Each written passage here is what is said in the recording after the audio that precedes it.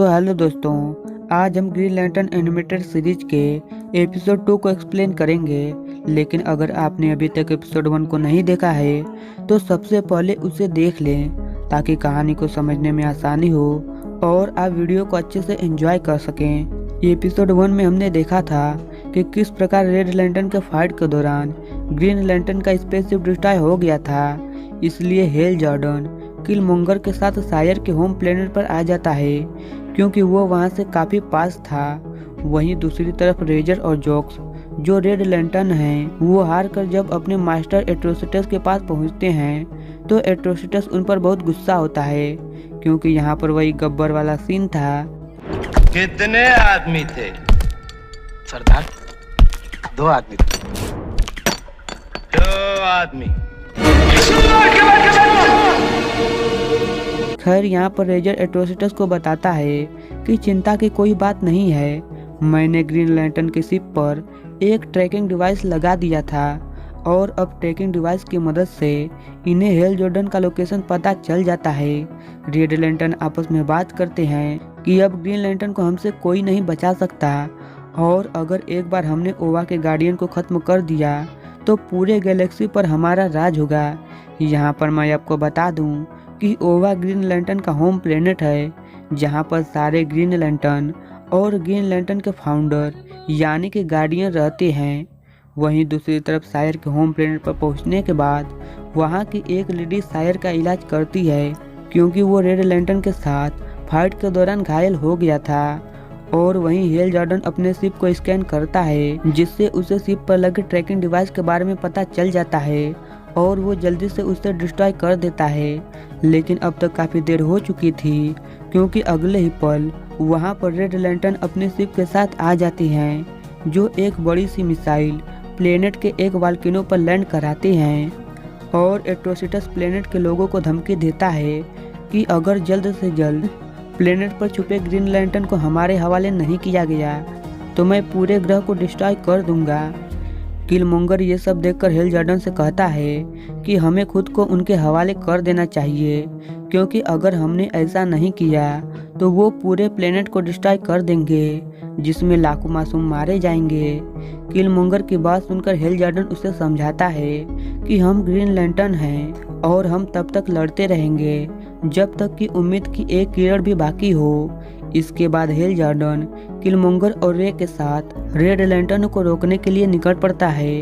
वहीं दूसरी तरफ एट्रोसिटस रेजर से मिसाइल का काउंटडाउन शुरू करने के लिए बोलता है जिस पर रेजर उससे कहता है कि हम ग्रीन लैंटर्न को मारने आए थे ना कि लाखों मासूमों को। रेजर की बात सुनकर एट्रोसिटस उसे समझाता है कि क्या तुम भूल गए जो गार्डियन ने हमारे साथ किया था, इसलिए ग्रीन लैंटर्न को खत्म करने और गार्डियन से बदला लेने के लिए छोटी मोटी कुर्बानियां देनी पड़ती हैं।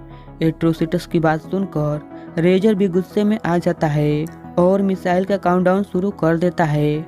अब हेल जॉर्डन रेड लैंटर्न के शिप के पास आ जाता है क्योंकि वो रेड लैंटर्न से लड़कर उनका ध्यान भटकाना चाहता है ताकि किलमोंगर और रे मिसाइल को डीएक्टिवेट कर सकें। एट्रोसिटस जब जॉर्डन को देखता है तो वो उससे फाइट करने लगता है और वहीं दूसरी तरफ किलमोंगर रे के साथ मिसाइल के पास आ जाता है जहां पर रेजर उन पर हमला करना शुरू कर देता है।